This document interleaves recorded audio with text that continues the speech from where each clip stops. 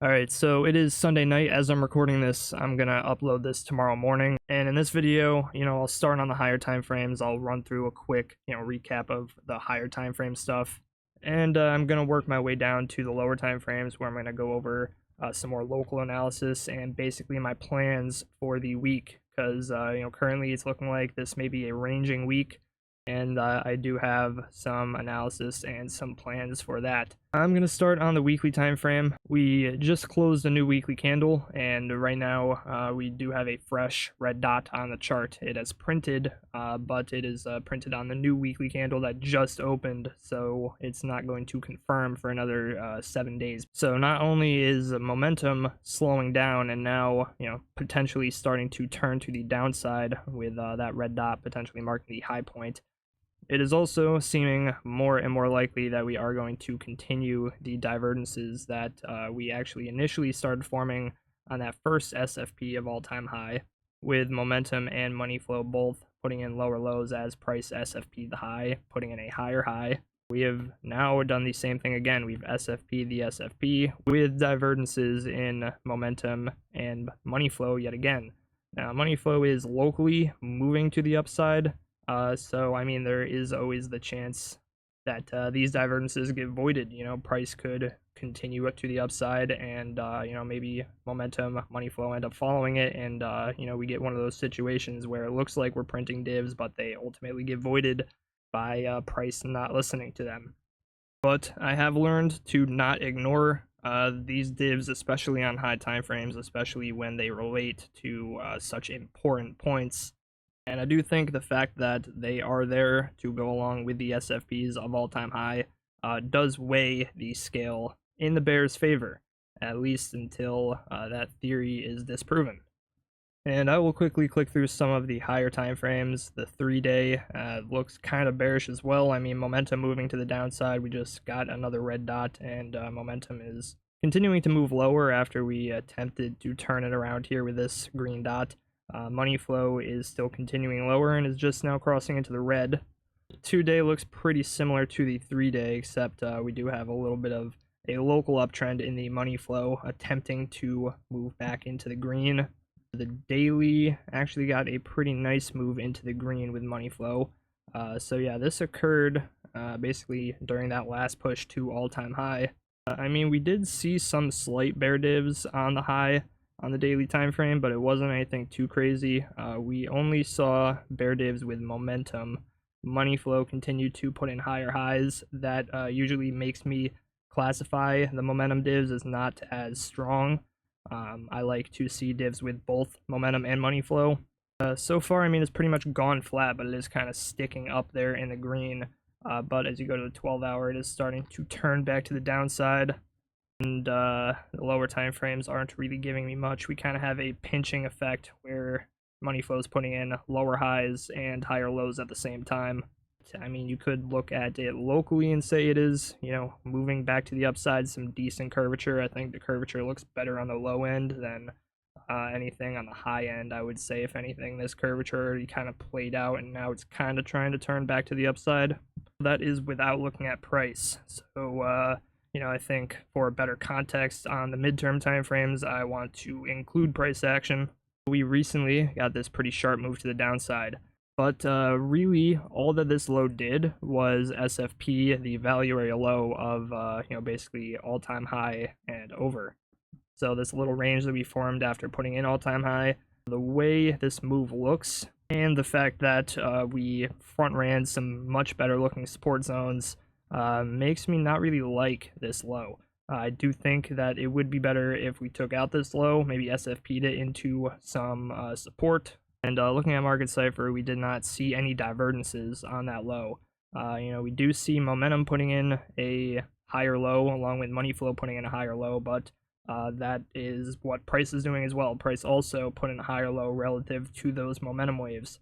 So there's no divs on this low, at least on the 4-hour. Maybe on the lower time frames there might be something, but even on the 1-hour, this was such a fast move that we did not get any divergences, and we also did not really get any market structure to provide a break, anywhere close to where we're at. Currently the lower high is all the way up here. So I don't really like this low. I do think it would be better if it's taken out, again, either by an SFP or maybe price has to actually come lower to SFP a more significant point. And before I get into my more local ideas, I want to go over some higher time frame support zones. I actually want to make some adjustments to my higher time frame TA. So firstly, I'm going to move this arrow down a little bit. Initially, I was saying if we lost this low, I think we're going to move down to this support. But I actually found a support zone prior to it, and we are SFPing lows. I mean, we already SFP'd this low once. So if we SFP the SFP into my support zone, that is actually a idea that I am looking for on the higher time frames. For that reason, I have to move this arrow down to say if we lose this support zone, we're going to move down to the next support zone. I will give you some coordinates as well. So the low I'm looking for is 100,355. And these are the coordinates for the support box, 99.8K to 99.1K. Then beyond that, I already went over this area of support. You know, I am, for the most part, considering this is one support zone. I mean, they're so close to each other, but I mean, I'm just choosing to keep them separated. And now let's go over some supports for lower than this, just in case, I don't know, we get some sort of crazy bearish price action this upcoming week. I think I want to add some more arrows down below this support. Now, we do have this value area low. I want to see if this shifted at all. This is up the macro range, and it actually did. It moved up. Even though we do have the value area low here and SFP, and that is an idea.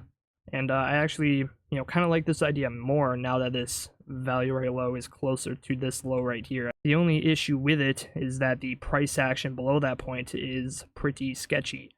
We have a very large fair value gap here, a super aggressive move that did not leave any support. And there is also some liquidity sitting right below that value area low. I actually don't mind the fact that this liquidity is here because that can kind of give us something to take out with an SFP of this area. You know, we could maybe hit stop losses that were left behind in this area. But if we don't get, you know, a very good setup on this low, if there's not great confirmations, I think we could then see a move down to, you know, this general area right here. Maybe a resistance to support flip. Or maybe we retest a smaller range that we formed in this area, like this zone right here. So I think what I'm going to do is I'm going to move this box and kind of just cover that whole area. And I'm going to make a new arrow. So basically, if we lose that value area low, meaning we actually lose it with a close, we don't SFP it, then I think we come down to this next area of support. You know, might as well put another arrow here because I don't really think there's going to be much else to stop price from taking out this horrible looking low down here if we are not able to hold this zone right here. So for right now, I think I'm going to do this unless I find something really juicy in this area. This video is already kind of long, so let me just go ahead and get to my lower time frame ideas now. And this is not what I wanted to see as I zoom back in, but it looks like I'm about to get stopped out of a short. That kind of sucks. Let me just pull up my TA for this local range that we're trading in. So, you know, this, again, to remind you, is the low that I don't really like. It's the low that we got after this aggressive move to the downside, and we started forming a range after putting in that low. So a few ideas I have in here. One is an SFP of this high. I'm also looking for an SFP of the actual range high, which is 106 to 11. Of course, for any idea, I need there to be confirmations, otherwise I am not taking them. And below us, you know, this could turn into maybe a smaller range within a larger range. So I am potentially looking at this low. This is 104 to 83. You know, there could possibly be something from sweeping this liquidity, but I don't love it. You know, there would need to be a really good setup there, and even then I'd probably treat it as a scalp. The next area below that I really like is the low. So that would be the idea of SFPing this low into this next area of support.